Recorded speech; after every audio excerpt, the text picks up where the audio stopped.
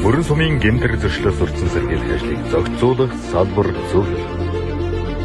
Гэмтэрхээс урьдчилан сэргийлэх ажлыг зохицуулах салбар зөвлөл. За Хувьсгалын аймгийн цагдаагийн газар хамтран аюулгүй мөрөн 2 арга хэмжээнд хэрэгжүүлэн ажиллаж байна. За уг арга хэмжээний зорилтыг ажиллуулах. За уусан бол бүүж болоод хян шалгалтантай Хувьсгалын аймгийн цагдаагийн газрын алба багчид, за Мөрөн сумын Цагсаргааны таван газрын ажилтны нарын хамт хян шалтыг хийн ажиллаж байна.